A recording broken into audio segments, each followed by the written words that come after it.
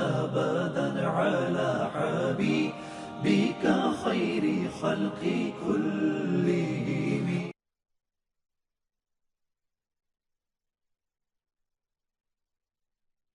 يا صل وسلم دائما أبدا على حبيبك خير خلق كلهم. السلام علیکم، آپ دیکھ رہے ہیں وقت نیوز اور میں ہوں تہذیب زبیری. ٹرانسمیشن ہے ہماری پیام رمضان اور آج رحمت کے عشرے کا تیسرا روزہ. آپ سب لوگوں کو بہت بہت مبارک ہو. اللہ آپ سب لوگوں کو توفیق دے کہ آپ اس ماہ مبارک کو اس کی تمام حرمتوں کے ساتھ گزار سکیں. ہمارے ساتھ جو مہمان ہیں ہم ان کا آپ کے ساتھ تعارف کراتے ہیں سب سے پہلے، اور ساتھ ساتھ میں آپ کو بتاتی چلوں کہ آج کا جو ہمارا ٹاپک ہے وہ خواتین کے لیے بڑا امپورٹنٹ ہے. اس کے لیے ضرور ہمارے ساتھ رہیے گا. بہت ساری چیزیں آپ کو سیکھنے کو ملیں گی. ہمارے ساتھ سب سے پہلے موجود ہیں مفتی سید ذوالفقار صاحب، السلام علیکم. اس کے ساتھ موجود ہیں ہمارے پاس مفتی کامران تارکی صاحب. پھر ہمارے ساتھ موجود ہیں ذیشان قادری جو کہ نعت خواں ہیں، اور ایک اور نعت خواں ہیں ہمارے ساتھ، اور ان کا بھی میں آپ سے تعارف کرا دیتی ہوں. ہمارے ساتھ موجود ہیں سید شایان ہاشمی، السلام علیکم. اچھا مفتی صاحب، ہمارا جو آج کا ٹاپک ہے وہ ہے حضرت فاطمہ الزہرا رضی اللہ عنہا، اور ہم اس شخصیت کو لے کے جتنی بھی گفتگو کریں گے، جتنی بھی باتیں کریں گے، مجھے پوری امید ہے کہ وہ تمام خواتین کے لیے نہ صرف آج بلکہ آنے والے دنوں میں بھی بہت سارے سبق لے کے آئیں گے اور بہت کچھ آپ کو سیکھنے کو ملے گا. مفتی صاحب سب سے پہلے آپ اس ٹاپک کے حوالے سے کیا کہنا چاہیں گے؟ ہم چاہیں گے تھوڑا سا خواتین کو آپ بریف انٹروڈکشن دیں. اور ہمارے ساتھ ہمیں ابھی بھی جوائن کیا ہے ڈاکٹر مبشرہ نے. السلام علیکم. وعلیکم السلام. کیسی ہیں آپ؟ بالکل ٹھیک ہے، آپ کیسے ہیں؟ اچھا جی، ہم اپنے ٹاپک کی طرف چلتے ہیں اور مفتی صاحب سے کہتے ہیں کہ ہمارے اس ٹاپک کو سب سے پہلے تھوڑا سا ایلیبریٹ کر کے لوگوں کو بتائیں. بسم اللہ الرحمن الرحیم، الحمد للہ رب العالمین، والصلاة والسلام علی اشرف الانبیاء والمرسلین، اما بعد فاعوذ باللہ من الشیطان الرجیم، بسم اللہ الرحمن الرحیم. انما یرید اللہ لیذہب عنکم الرجس اہل البیت ویطہرکم تطہیرا. آمنت باللہ صدق اللہ العظیم وبلغنا رسولہ النبی الکریم صلی اللہ تعالی علیہ وسلم. قال رسول اللہ صلی اللہ تعالی علیہ وآلہ وسلم ان فاطمۃ احسنت فرجہا او کما قال علیہ الصلاۃ والسلام. حضرت سیدتنا اما فاطمۃ الزہرا رضی اللہ تعالی عنہا و سلام اللہ علیہا کا آج یوم وصال ہے. نبی پاک صلی اللہ تعالی علیہ وسلم کا یوم وصال یعنی اس دنیا سے رخصت ہونے کا جو مہینہ تھا وہ ربیع الاول شریف کا تھا. اس کے 6 ماہ کے بعد حضرت سیدتنا اما فاطمۃ الزہرا یعنی رمضان المبارک 11 ہجری یعنی مکۃ المکرمہ، ہجری سے مراد یہ ہوتا ہے کہ جب نبی پاک صلی اللہ علیہ وسلم نے مکۃ المکرمہ سے مدینہ المنورہ ہجرت فرمائی، اس کے بعد کا جو عرصہ ہے اسے ہجری کہا جاتا ہے. 11 ہجری 3 رمضان المبارک کو اما فاطمۃ الزہرا رضی اللہ تعالی عنہا کا وصال ہوا. آپ رضی اللہ تعالی عنہ نبی پاک صلی اللہ تعالی علیہ وآلہ وسلم کی اولادوں میں سب سے چھوٹی اولاد تھیں، اور حضرت خدیجۃ الکبریٰ رضی اللہ تعالی عنہا کی آخری بیٹی بھی تھیں. اور نبی پاک صلی اللہ تعالی علیہ وسلم کی جتنی بھی اولاد ہوئی وہ حضرت خدیجۃ الکبریٰ رضی اللہ تعالی عنہا کے بطن سے ہوئی. حضرت خدیجۃ الکبریٰ رضی اللہ تعالی عنہا کو آپ سے بہت پیار تھا، اور نبی پاک صلی اللہ تعالی علیہ وسلم کو بھی اما فاطمۃ الزہرا رضی اللہ تعالی عنہا سے بہت زیادہ محبت اور الفت تھی. یہاں تک کہ شیخ محقق علی الاطلاق شیخ عبدالحق محدث دہلوی رحمہ اللہ نے مدارج النبوہ کے اندر لکھا کہ حضرت سیدنا محمد الرسول اللہ صلی اللہ تعالی علیہ وآلہ وسلم نے ارشاد فرمایا کہ میں جب جنت میں گیا تو وہاں میں نے ایک مخصوص پھل کھایا. مجھے خواب میں جنت میں لے جایا گیا، وہاں میں نے ایک مخصوص پھل کھایا. اس مخصوص پھل کے کھانے سے اللہ جل مجدہ الکریم نے میرے جسم میں جو طاقت عطا فرمائی، اس طاقت کے ذریعے سے اللہ تعالیٰ نے جو مجھے اولاد عطا فرمائی وہ اما فاطمۃ الزہرا رضی اللہ تعالی عنہا کی ہستی اور آپ کی شخصیت تھی. اما فاطمۃ الزہرا رضی اللہ تعالی عنہا کی پوری زندگی عبادت، ریاضت، حیا اور پردہ اور ناموس سے یوں سمجھیے کہ لبریز ہے، اور آپ کی پوری زندگی اللہ جل مجدہ الکریم کی اطاعت فرما برداری اور نبی پاک صلی اللہ تعالی علیہ وسلم کے نقش قدم پر چلنے سے لبریز ہے، یہاں تک کہ مجھے یاد پڑتا ہے کہ اماں فاطمہ الزہرا رضی اللہ تعالی عنہا پوری رات، ایک میں نے حدیث مبارکہ پڑھی کہ پوری رات نبی پاک صلی اللہ تعالی علیہ وسلم کی یہ مبارک اور متبرک صاحبزادی زہرا اللہ تعالیٰ کی بارگاہ میں سجدہ ریز رہتی، اور صبح سردیوں کی سخت لمبی رات ہوتی۔ امام حسن آپ کے جو صاحبزادے ہیں وہ فرماتے ہیں جب صبح ہوتی اذان دیتے مؤذن حضرت بلال رضی اللہ تعالیٰ عنہ اذان کے لیے مدینے کی اونچی چھت پر جب کھڑے ہوتے اذان دیتے، تو اس کے بعد آپ سجدے سے سر اٹھاتی اور عرض کرتی مولا تیری رات اتنی چھوٹی ہے کہ فاطمہ کا ایک سجدہ بھی پورا نہیں ہوتا۔ اتنی زیادہ عبادت اور ریاضت سے آپ کی زندگی لبریز تھی۔ تو یہاں ہماری ماؤں بہنوں کے لیے ایک عظیم درس ہے کہ ہماری مائیں، ہماری بہنیں، بیٹیاں یہ کہتی ہیں کہ ہمارے بچے ہیں اور ہمارے گھر کے کام کاج اتنے ہیں، ہم کس طریقے سے اللہ تعالیٰ کی عبادت کریں، یا رمضان میں روزے رکھ کے نماز کی ادائیگی کریں، یا اللہ جل مجدہ الکریم کو خوش کرنے کے معاملات جو دیگر عبادات ہیں ان میں ہم کیسے پڑھیں۔ ہمارے تو بچے ابھی چھوٹے چھوٹے، تو یقیناً ان لوگوں کے بھی بچے تھے، یقیناً یہ لوگ بھی اللہ جل مجدہ الکریم کی عطا سے امور خانہ داری کے معاملات میں یہ لوگ رہتے تھے، اس کے باوجود انہوں نے اللہ تعالیٰ کی اطاعت اور فرما برداری کو نہیں چھوڑا۔ اس سے ہمیں پتہ چلتا ہے کہ ہماری ماں بہنوں کو اس معاملے میں بہت زیادہ احتیاط برتنی چاہیے کہ اللہ تعالیٰ کے حبیب صلی اللہ تعالی علیہ وسلم کے بتائے ہوئے راستے کو ہرگز نہیں چھوڑنا چاہیے۔ بے شک۔ جی مفتی کامران صاحب آپ کیا کہیں گے؟ نحمدہ و نصلی و نسلم علی رسولہ الکریم، اما بعد فاعوذ باللہ من الشیطان الرجیم، بسم اللہ الرحمن الرحیم۔ آج الحمدللہ عز وجل حضور سیدہ فاطمہ الزہرا رضی اللہ تعالی عنہ کا یوم وصال ہے، اور آپ رضی اللہ تعالی عنہ کی پوری زندگی خواتین کے لیے بہترین نمونہ ہے۔ بے شک۔ اور علامہ اقبال جو ہے وہ اپنے اشعار کے اندر کہتے ہیں کہ حضرت بی بی مریم رحمۃ اللہ تعالی علیہ کو حضرت عیسیٰ علیہ السلام کی والدہ ہونے کے اعتبار سے ایک نسبت حاصل ہے، اور اللہ تبارک و تعالیٰ نے آپ کو یہ شرف عطا کیا کہ آپ اللہ کے نبی حضرت عیسیٰ علیہ السلام کی والدہ ٹھہری۔ لیکن حضرت بی بی فاطمہ الزہرا رضی اللہ تعالی عنہ کو اللہ تبارک و تعالیٰ نے 3 خاص نسبتیں عطا فرمائیں۔ سب سے پہلی نسبت یہ کہ تمام جو ہے رسول ان کے سردار حضور جان عالم صلی اللہ تعالی علیہ وآلہ وسلم کی بیٹی اور شہزادی ہونے کا شرف اللہ نے آپ کو عطا کیا۔ اور دوسری نسبت کہ حضرت مولا کائنات حضرت علی کرم اللہ تعالی وجہ الکریم کی زوجیت اللہ نے آپ کو عطا کی، اور آپ ان کی جو ہے وہ زوجہ ہوئیں، اور اس زوجیت کا پورا حق آپ نے ادا کیا۔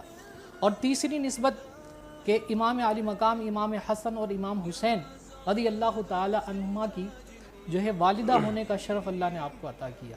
تو ان 3 نسبتوں سے خاص اللہ تبارک و تعالی نے آپ کو فضیلت اور شرف عطا کیا، اور آپ کی پوری زندگی خواتین کے لیے بہترین نمونہ ہے کہ ایک بیٹی ہونے کے ناطے سے جو آپ نے کردار ادا کیا کہ بیٹی جو ہے وہ باپ کے لیے کیسی ہونی چاہیے، کہ حضور اکرم صلی اللہ تعالی علیہ وآلہ وسلم ابتداء اسلام کے اندر جب آپ کے اوپر معاملات ہوتے ہیں اور سختیاں ہوتی ہے اور کفار جو ہے وہ آپ پر جو ہے پتھر وغیرہ برساتے ہیں، تو اس وقت حضرت سیدہ فاطمہ الزہرا رضی اللہ تعالی عنہ کی عمر جو ہے وہ 10 سال ہے، اور کافر جو ہے وہ حالت نماز کے اندر آپ کے شان و مبارکہ پر جو ہے وہ اوجڑی ڈال دیتے ہیں، تو آپ دوڑتی بھی آتی ہیں اور آپ حضور صلی اللہ تعالی علیہ وسلم کے شان مبارک سے وہ اوجڑی کو دور کرتی ہیں۔ اسی طرح آپ نے حضور اکرم صلی اللہ تعالی علیہ وسلم سے کامل محبت اور اتباع کی طرف جو ہے وہ رغبت کی ہے، اور حضور اکرم صلی اللہ تعالی علیہ وسلم کے ایک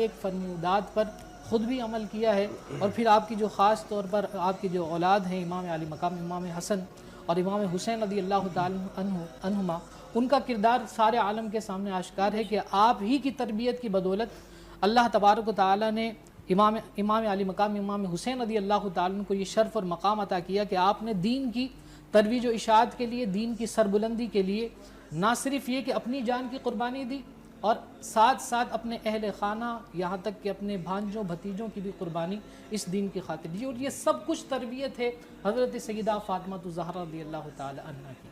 بہت خوبصورت بات آپ نے بتائی۔ ہمارے ساتھ نعت خواں بھی موجود ہیں۔ میں ذیشان قادری صاحب سے کہوں گی کہ اگر کوئی اس مناسبت سے آپ کے پاس اس طرح کا کلام موجود ہو یا مناجات موجود ہوں۔ درود پاک پڑھیے، اللہم صلی علی سیدنا محمد وبارک وسلم، صلاۃ و سلام علیہ سیدنا۔ نصیر ملت کے لکھے ہوئے کلام کے چند اشعار میں پیش کرتا ہوں۔ اس میں ایک میں ہی نہیں ان پر قربان زمانہ ہے، ایک میں ہی نہیں ان پر قربان زمانہ ہے، ایک میں ہی نہیں ان پر قربان زمانہ ہے، جو رب دو عالم کا محبوب یگانہ ہے۔ آؤ در زہرا پر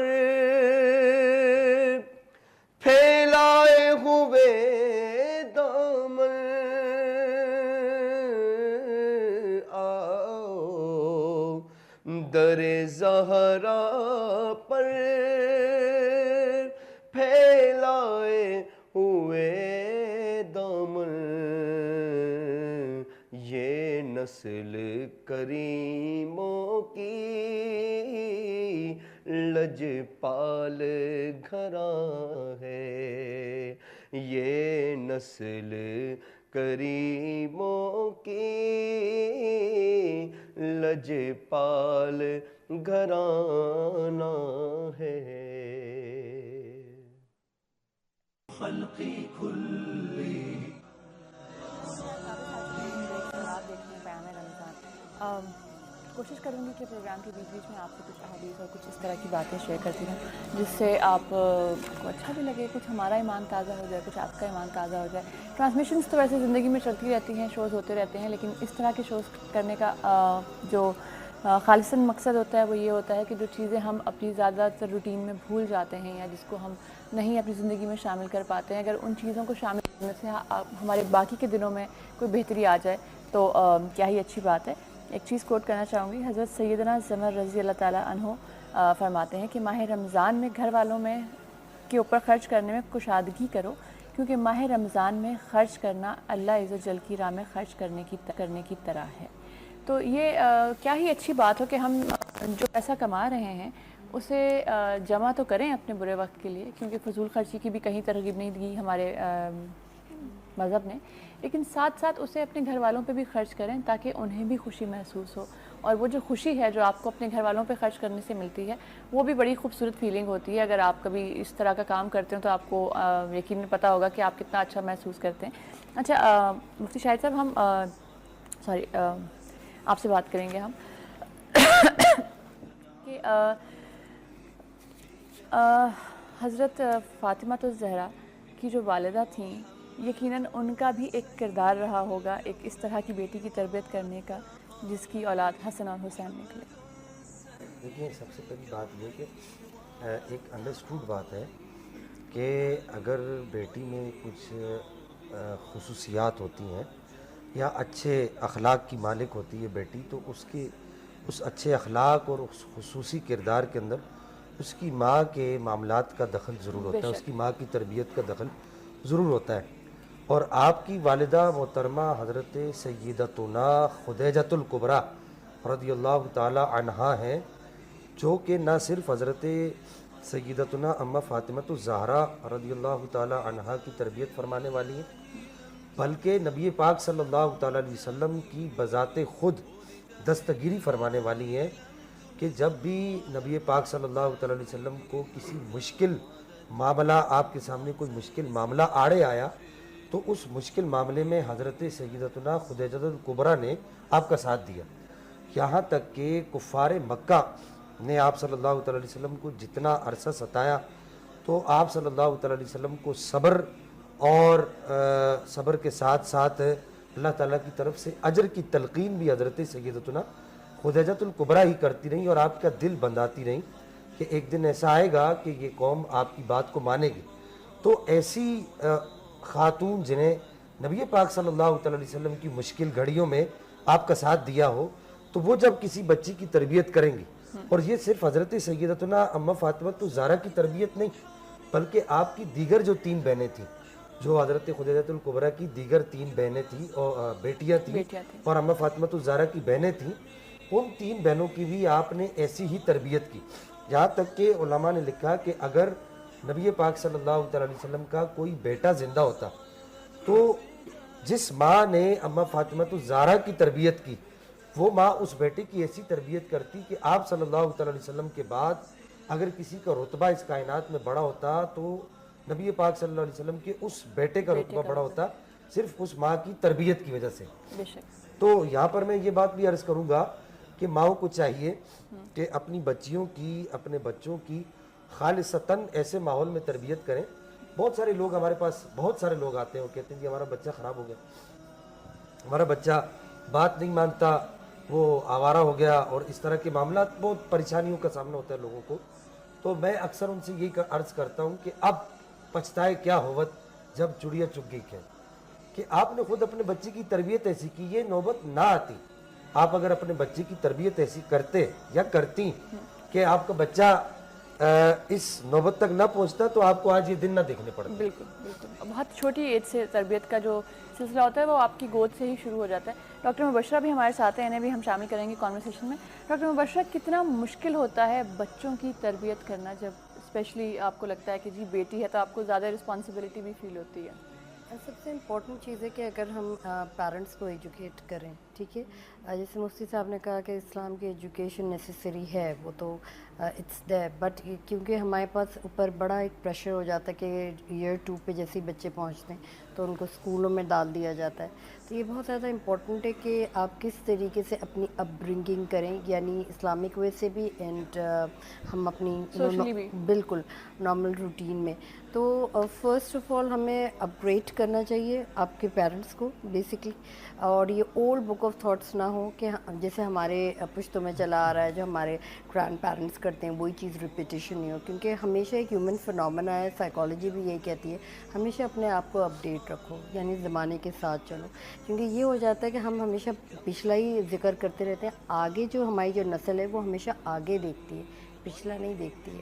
بٹ اپ برنگنگ، جو بانڈنگ جو بٹوین پیرنٹس اور relation ship as I would say کہ ٹیچرز ہیں یا اینی سارٹ آف ٹیچرز، کوئی بھی سبجیکٹس کی ہو جائے، وہ بہت ضروری ہے کہ ساتھ مل کے کمیونیکیشن کریں. ورنہ آپ کو یہ نہیں پتہ ہوتا، ایون گھروں میں بھی کافی اسلامک پریچنگ ہو رہی ہوتی ہیں، پیرنٹس کو اتنا نہیں پتہ ہوتا کہ کیا چیزیں سکھائی جا رہی ہیں، کیا چیزیں جہاں پہ بچہ لیک کرتا ہے.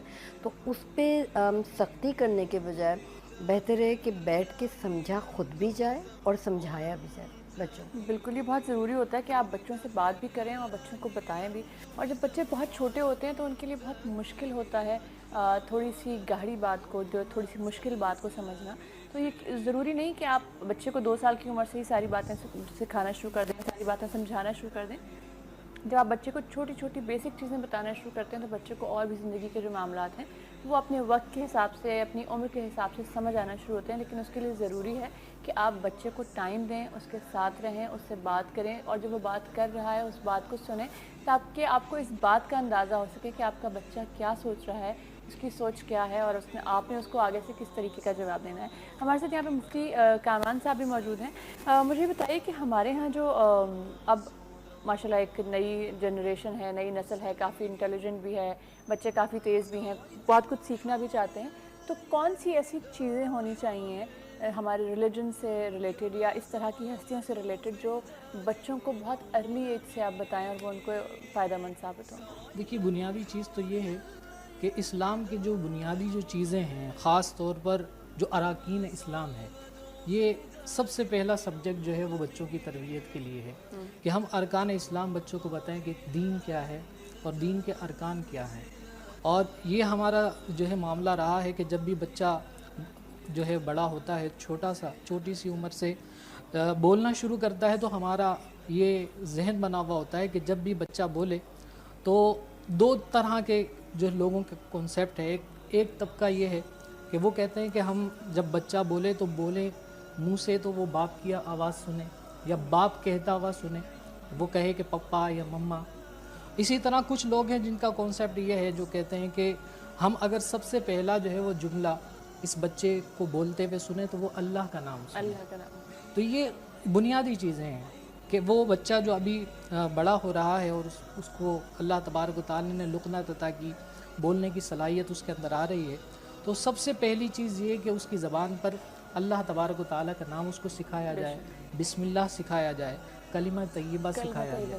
اور پھر جیسے جیسے بچہ بڑا ہوتا چلا جاتا ہے، اسی کے ساتھ ساتھ جو ہے وہ اس کے جو مختلف اسلامی پیریڈز ہیں وہ ان کو ملتے ہیں. اسی طرح آپ صلی اللہ تعالی وسلم کا ارشاد ہے کہ جب بچہ 7 سال کا ہو جائے تو اسے جو ہے وہ نماز کی تلقین کرو، اسے نماز سکھاؤ. اور دیکھیے کہ نماز بچے کب سیکھیں گے؟ کہ جب بچے والدین کو پڑھتا ہوا دیکھیں گے تو سیکھیں گے. آج ہمارا معاملہ یہ کہ ہم سکھانا چاہتے ہیں لیکن خود سے کرنے کی طرف رغبت ہماری نہیں ہے. تو اگر ہم عمل سے دور ہوں اور بچوں کو اس عمل کی طرف راغب کریں تو وہ بچہ کبھی بھی نہیں آئے گا. سب سے پہلے ہم خود عمل کر کے دکھانا ہوگا اور بچہ خود بخود اس کو کاپی کرے گا. ہمارے ساتھ اس وقت موجود ہیں سید شایان ہاشمی اور نعت خواں ہیں. ہم ان سے گزارش کریں گے کہ ہمیں اچھی سی نعت سنائیں. تم اپنا دامن بچھا کے مانگو، تم اپنا دامن بچھا کے مانگو، حضور دیں گے ضرور دیں گے، حضور دیں گے ضرور دیں گے، دلوں کو کاسا بنا کے مانگو، دلوں کو کاسا بنا کے مانگو. رسول اکرم کے آستاں سے مانگنے کا اصول ہے. رسول اکرم کے آستاں سے مانگنے کا اصول یہ ہے. درود لب پر سجا کے مانگو، درود لب پر سجا کے مانگو، حضور دیں گے ضرور دیں گے. سبحان اللہ.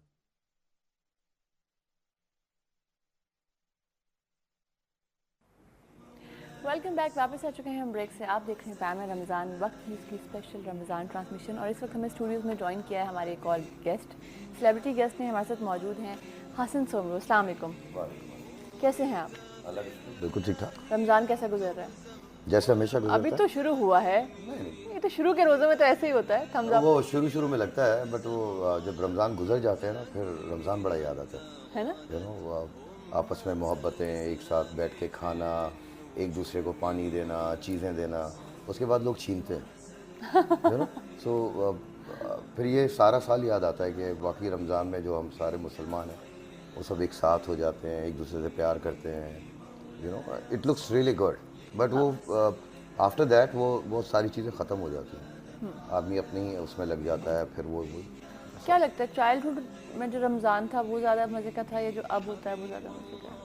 نہیں، اوبیسلی جتنا آپ ایج میں بڑھتے جاتے ہیں تو رمضان کا اور مزہ آتا رہتا ہے. بچپن کا رمضان اپنا ہوتا ہے، جب آپ رسپانسبل ہو جاتے ہیں پھر رمضان کچھ اور ہو جاتا ہے. اور پھر آپ جب اس قابل ہو جاتے ہیں کہ بڑی بڑی دعوتیں کر سکیں اور ثواب کما سکیں تو پھر اس کی فیلنگ ہی الگ ہوتی ہے. فیلنگ بالکل الگ ہوتی ہے. Totally different. کیسے کیا روٹین ہوتی ہے رمضان میں آپ کی کام کی؟ رمضان میں سیم روٹین ہوتی ہے. جیسے چل رہا ہوتا ہے ویسے چل رہا ہوتا ہے. اچھا ویسے چلتا ہے. بس مجھے یہاں ایک چیز سمجھ نہیں آتی, ماشاءاللہ اتنے سارے یہاں پہ عالم لوگ بیٹھے ہوئے ہیں, کہ ہم رمضان کو اتنا مشکل کیوں کر دیتے ہیں. ہم بہت ساری چیزوں کو مشکل کر دیتے ہیں. رمضان میں ایک دم چینج ہو جاتے ہیں. مطلب آپ مسلمان ہو, زندگی بھر مسلمان رہو گے, آپ کو ہمیشہ ایسے رہنا چاہیے. مطلب آپ کا بولنے کا طریقہ, آپ کا بیٹھنے کا طریقہ صرف رمضان میں بدلتا ہے. وائی ایسا کیوں ہوتا ہے مجھ سے؟ نہیں, ایسا ہرگز نہیں ہوتا. ہم تو سارا سال لوگوں کو یہی تعلیم دیتے رہتے ہیں کہ یہ رمضان آتا ہی اس وجہ سے ہے. اس کی آمد کا مقصد ہی یہ ہے کہ ہم جس طرح رمضان المبارک میں ایک روٹین میں آتے ہیں, اللہ تعالیٰ کی عبادت میں مگن ہو جاتے ہیں, قرآن پاک کی تلاوت کرتے ہیں, دیگر نیک اعمال کرتے ہیں, تو رمضان کا مقصد یہ ہوتا ہے کہ ہماری پریکٹس ہو جائے, اور پریکٹس کر کے پھر چھوڑی نہیں جاتی. یہی میرا کہنے کا مقصد مشکل نہیں کرتے رمضان کو, ہرگز رمضان مشکل نہیں ہے. نہیں, رمضان کے بعد آپ کو کتنے لوگ دکھتے ہیں جو ہر وقت شلوار قمیض پہنتے ہیں, یا ہر وقت وہ قرآن پاک پڑھتے ہیں, یا وہ 5 وقت کی نماز رمضان المبارک میں بھی لازمی نہیں ہے کہ میں اور آپ ہر وقت قرآن پاک پڑھیں. رمضان المبارک میں بھی یہ بھی لازمی نہیں ہے کہ میں اور آپ, یعنی فرض واجب نہیں ہے کہ میں اور آپ ہر وقت سجدے میں ہی رہیں, بلکہ رمضان المبارک کے علاوہ بھی ہمارے لیے جو چیزیں فرض ہیں وہ تو فرض ہیں, جیسے نماز ہے, زکوٰۃ ہے, حج ہے, یہ سارے معاملات رمضان المبارک کے علاوہ بھی ہیں. لیکن صرف اتنا ہے کہ چونکہ لوگوں کا رجحان رمضان المبارک کی طرف زیادہ ہوتا ہے عبادت کے لیے, تو اب ہمیں ایسے لگتا ہے کہ رمضان مشکل ہو نہیں, گیا. میرے خیال سے مفتی صاحب مجھے ایسا لگتا ہے کہ شاید جو پروفٹ مارجن ہے نا وہ 70% ہو جاتا ہے, تو ہر بندہ کہتا ہے اسی مہینے میں انویسٹ کریں. بالکل ایسا ہی ہے. فرض کا آپ ثواب کو کتنے لوگ دکھتے ہیں روڈ پہ لوگوں کو پانی پلاتے ہوئے رمضان کے بعد؟ نہیں, بہت کم لوگ. آپ بھی یہاں رہتے ہیں, میں بھی یہاں رہتا ہاں ہوں. بالکل ایسا ہوتا ہی نہیں ہے, چاہے جتنی گرمی پڑ رہی ہو, کچھ پڑ رہا ہو, ایسا نہیں ہو رہا ہوتا. تو یہ تو ایک انسانیت ہے بڑی اچھی, جو آئی تھنک یہ مطلب میں اس لیے بول رہا ہوں تاکہ جو ویورز دیکھ رہے ہیں, سن رہے ہیں, کہ ہم کیوں آرٹیفیشل بن جاتے ہیں رمضان میں. ہم کیوں ایک دم شلوار قمیض پہ آ جاتے ہیں. ویسے آپ پینٹ شرٹ میں ہوتے ہیں سارا سال, کہیں نہیں لکھا کہ جی آپ پینٹ شرٹ میں مسلمان نہیں ہیں, آپ ہیں. بالکل یہ آپ کا بیسکلی آپ ساری چیز نیت ہے آپ کی. صحیح. ہر چیز کا دار و مدار نیت پہ. تو ہم اپنے آپ کو بدل کیوں لیتے ہیں. مطلب آپ اگر لوگوں کو ابھی دیکھ لیں, میں ان کی بات نہیں کر رہا, اینکرز کو دیکھ لیں آپ, بولیے ہی بدل گئے, آواز ہی بدل گئی, ایسی بات کریں گے جی کیسے, رمضان کا مہینہ, ارے بھائی نارمل بات کرو یار. صحیح, کیا بالکل ہو گیا. آپ اپنی بات کر رہے ہیں. یعنی رمضان کے علاوہ بھی ہم مسلمان ہیں, اور مسلمان پر جو چیزیں اللہ اور اس کے رسول صلی اللہ علیہ وسلم کی طرف سے لازم ہے اسے وہ رمضان کے علاوہ بھی کرنی چاہیے. لیکن میں یہ سمجھتا ہوں, آپ کی بات بجا ہے, میں یہ سمجھتا ہوں کہ رمضان المبارک میں چونکہ لوگوں ایک مینٹلٹی طور پر ایک ذہن بنا ہوتا ہے کہ رمضان میں نیکیاں زیادہ سے زیادہ کرنی, ایک عام سوچ ہو جاتی ہے. یعنی ہم لوگ مشکل نہیں کرتے, رمضان گزرنے کے بعد گناہ کرتے جائیں, کوئی فرق نہیں پڑتا. ہاں, ایسا نہیں. رمضان میں گناہ نہ وہ کریں. جیسے 15 شعبان کو میسج آتے ہیں نا کہ جی آپ ہمیں معاف کر دیجیے گا, پھر اگلے سال پھر وہی میسج آ رہا اب تو ہوتا ہے. تحریم بڑا اچھا ٹرینڈ آ گیا نا, اب تو نیا ٹرینڈ آ گیا ہے. اب تو وہ میسج سے آپ چلیں, ایک میسج کریں اور سب کو بھیج دیں, مجھے معاف کر دینا, مجھ سے کوئی غلطی ہوئی ہو, عید مبارک, چاند مبارک, پہلی سحری مبارک, دوسری سحری مبارک. مطلب وہ معافی بھی مانگتے ہیں, وہ بھی کہتے ہیں بھائی جب تک آپ سامنے معافی نہیں مانگتے. اب تو ایک ٹرینڈ ہی کچھ اور. آئی تھنک مجھے ایسا لگتا ہے رمضان میں جو لوگ اس طرح ہو جاتے ہیں, جو تھوڑا سا دھیما بولتے ہیں یا تھوڑا سا اپنا پہننا اوڑھنا چینج کر لیتے ہیں, شاید ان کو لگتا ہے کہ وہ اس مہینے میں اگر زیادہ شلوار قمیض پہن رہے ہیں, اگر اپنے دوپٹہ سے سر کور کر رہے ہیں, تو اس کی وجہ یہ ہوتی ہے کہ آپ نماز کی طرف زیادہ آپ کا رجحان ہو جاتا ہے, یا آپ زیادہ کمفرٹیبل فیل کرنا چاہ رہے ہوتے ہیں, یا کام کا اتنا پریشر نہیں لینا چاہ رہے ہوتے. ہمارے ہاں تو یہ ایک عام روٹین ہے نا, آپ رمضان میں کہتے ہیں یار رمضان میں کون اتنا کام کرے گا, رمضان میں زیادہ کام نہیں کر سکتے. یہ ہم سب لوگ ایسا کر رہے ہوتے ہیں, حالانکہ ایسا نہیں ہونا چاہیے. ایک نارمل روٹین میں اگر آپ روزہ بھی رکھ رہے ہیں, نماز بھی پڑھ رہے ہیں, تو پھر اس کا اپنا الگ سے مزہ ہوتا ہے. میں نے ایسے بہت سارے لوگ دیکھے ہیں جو سحری کرتے ہیں, سو جاتے ہیں, اٹھتے ہیں عصر کے ٹائم, اس کے بعد تھوڑا سا ٹی وی دیکھتے ہیں, چینل چینج کرتے ہیں, پھر نماز کا انتظار کرتے ہیں, مغرب کی نماز کا, اس کے بعد نماز سے اذان کے بعد روزہ کھولتے ہیں, اور پھر اپنی ایک نارمل روٹین ہوتی ہے, وہ 4 بجے تک پھر جاگتے رہتے ہیں. بہت سے تو ایسے ہی ہوتا ہے. اب یہ دیکھیں, اگر وہ سوتا ہے, پورا دن سوتا ہے, تو شریعت مطہرہ نے اس کو صرف نماز کے اوقات کے لیے پابند کیے, جیسے آپ ابھی بات کر رہے تھے ہم رمضان میں بالکل چینج ہو، تو رمضان کے علاوہ بھی اگر کوئی پورا دن سوئے تو اس کے سونے پر ممانعت تو نہیں ہے، لیکن یہ کہ نماز کے اوقات میں وہ جاگ جاتا ہے پھر سو جاتا ہے. نبی پاک صلی اللہ تعالی علیہ وسلم نے ارشاد فرمایا کہ روزی دار کا سونا بھی عبادت ہے، بالکل کہ اس کے سوتے وقت بھی وہ جب سانس لیتا ہے تو اس کی سانس سے بھی ہر سانس کے بدلے اللہ تعالیٰ اس کو نیکی عطا فرمائے. لیکن ایسا روزہ نہ ہو، اس کی میں تردید کروں گا، بالکل بڑی شد و مت سے یہ میں بات کروں گا اور افسوس سے کہوں گا کہ ہم سحری میں پوری رات جاگتے ہیں، روڈوں پر کرکٹ کھیلتے ہیں اور بازاروں میں پتھاڑوں میں گھومتے پھرتے رہتے ہیں. سحری کر کے ہم لوگ سو جاتے ہیں، فجر کی نماز بھی جاتی ہے، ظہر کی نماز بھی جاتی ہے، عصر کی نماز بھی اگر ہم آخری وقت میں اٹھیں تو پڑھ لیتے ہیں، اور اگر دل پہ نہ آئے تو نہیں. تو یہ کون سا مشکل رمضان ہے؟ یہ تو بڑا آسان رمضان ہے. ہاں یہ رمضان تو کافی زیادہ آسان ہے. ہمارے ساتھ مفتی کامران صاحب بھی موجود ہیں. میں ان سے کہوں گی کہ سیدہ کائنات کی فضیلت میں حدیث مبارکہ کی روشنی میں ہمیں کچھ تھوڑی سی آپ بات بتائیے. دیکھیے بے شمار احادیث طیبہ آپ صلی اللہ تعالی وسلم نے مختلف جو ہے وہ مواقعوں پر ذکر فرمائی ہے. ایک موقع پر آپ صلی اللہ تعالی وسلم فرماتے ہیں کہ یہ سیدہ فاطمہ میرے قلب کا، میرے دل کا، جگر کا ٹکڑا ہے، اور قلب جو ہے وہ انسان کے انتہائی قربت کا جو ہے وہ تعلق رکھتا ہے قلب کا، اور قلب کا تعلق روح سے ہے. تو آپ صلی اللہ تعالی وسلم نے گویا یہ مثال دے کر امت کو یہ بتایا کہ فاطمہ انتہائی میرے قریب ہے، یعنی اس کی قربت، فاطمہ کی محبت کی وجہ سے میرے بہت ہی قریب ہے اور میں اس سے محبت کرتا ہوں. اور آپ صلی اللہ تعالی وسلم نے یہ بھی فرمایا کہ جو میری بیٹی فاطمہ سے محبت کرتا ہے تو اللہ تبارک و تعالیٰ اس سے محبت کرتا ہے، اور میں بھی اس بندے سے محبت کرتا ہوں.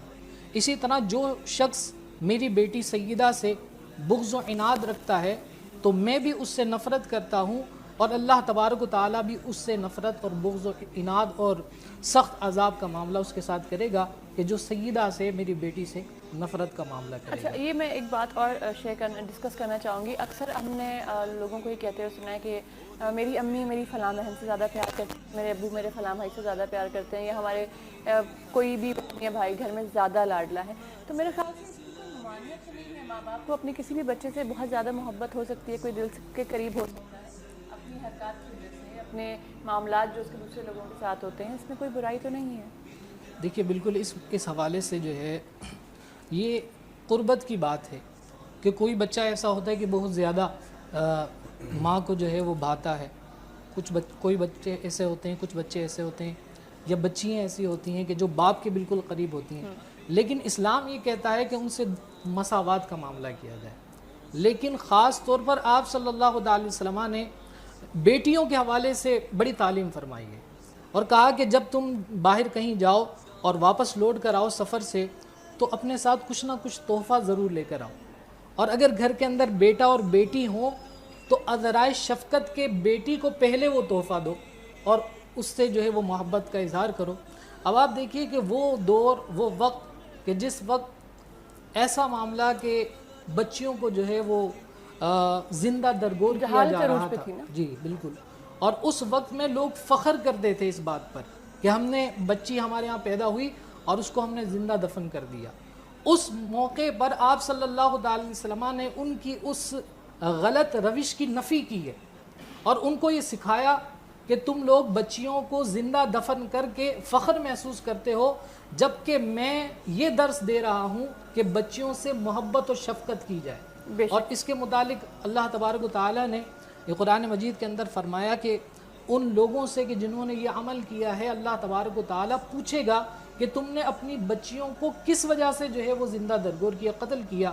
اور آپ صلی اللہ علیہ وسلم فرماتے ہیں کہ اس وقت قیامت کے وقت ان لوگوں سے، ان باپوں سے اللہ تبارک و تعالیٰ جو ہے وہ کلام نہیں کرے گا، ان کی طرف نظر رحمت نہیں فرمائے گا کہ جنہوں نے یہ عمل کیا ہے. تو ایسے وقت میں آپ صلی اللہ علیہ وسلم نے بیٹیوں کی عزت کو بلند کرتے ہوئے سیدہ فاطمہ الزہرا رضی اللہ تعالی عنہا کو سامنے رکھتے ہوئے یہ تعلیم دی کہ آنے والے وقت میں یا آج ہی سے یہ معاملہ کیا جائے کہ اپنے گھر کے اندر بیٹیوں پر شفقت کی جائے، ان سے محبت کی جائے، ان سے الفت کی جائے اور ان پر شفقت کا ہاتھ رکھا جائے. بہت خوبصورت بات.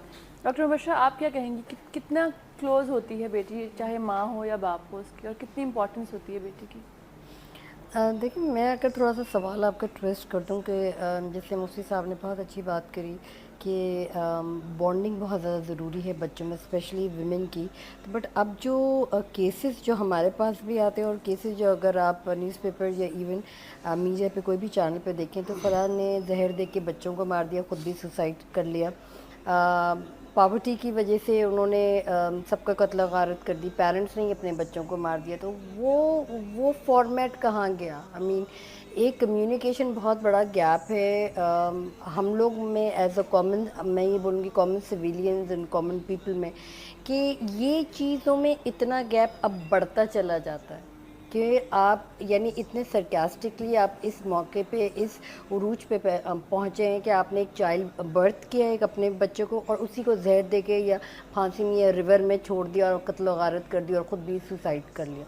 तो वहाँ पे क्या चीज़ कोई लाइन ड्रॉ नहीं हो रही है? I mean we are here, हम लोग काउंसिल करते हैं जितने हद तक हम सिखा सकते हैं, पढ़ा सकते, जो शुरू में जो हमने कहा कि बॉन्डिंग बहुत ज़्यादा ज़रूरी है, मगर अगर किसी को कोई साइकोलॉजिकल डिसऑर्डर्स है या अगर उसके पास इतनी पावर्टी, इतना वो नहीं वसीला है, इतना सपोर्ट सिस्टम नहीं उसका स्ट्रॉन्ग है, कुछ तो ऐसे भी होता है कि सो एंड सो आग लग गई किचन के अंदर, वो डेथ हो गई, उसके साथ बच्चे भी मर गए।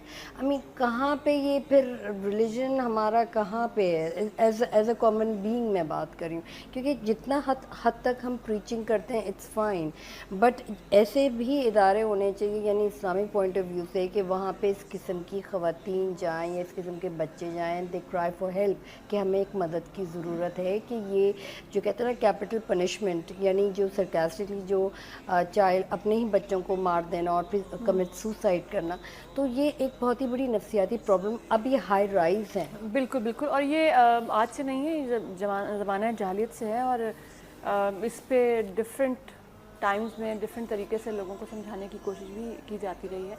क्योंकि हम मीडिया में हैं तो हमारा ये काम बनता है कि हम ऑन एयर जब आएँ तो इस तरह की चीज़ों की नफ़ी करें और इस तरह की चीज़ों की मजम्मत करें और इस तरह की चीज़ों को सपोर्ट ना करें।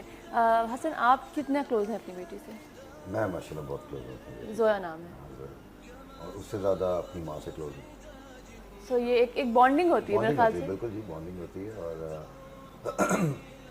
कहते हैं कि जी अब औरत के पैर के नीचे या माँ के पैर के नीचे जन्नत है, तो औरत को एक मुकाम दिया गया है और वन शुड रिस्पेक्ट हिम बिल्कुल एट एनी केस, चाहे वो कुछ भी है, औरत की इज्जत करना लाजमी। आपको लगता है कि बेटी ज़्यादा क्लोज होती है बाप से एज़ कम्पेयर टू बेटा?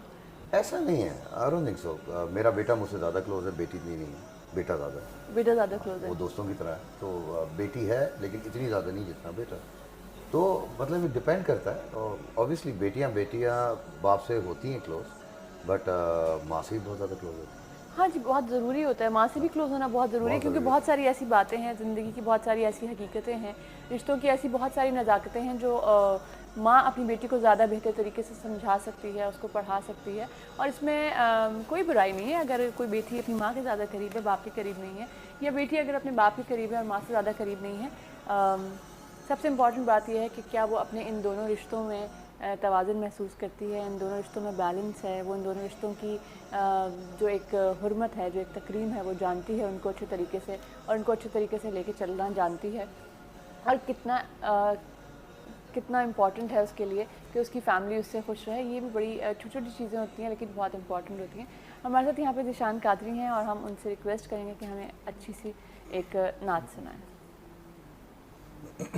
हकीकत में वो लुत्फ़े ज़िंदगी पाया नहीं करते,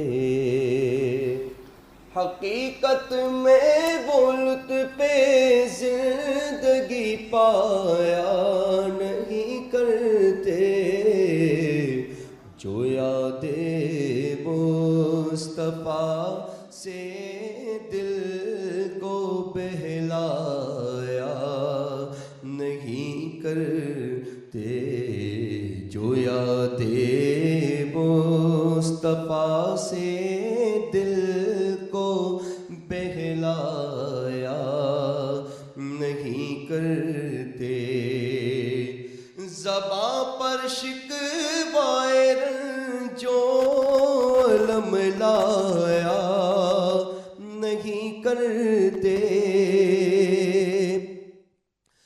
زباں پر شکوائے جو علم لایا نہیں کرتے نبی کے نام لیوا غم سے گھبرایا نہیں کرتے نبی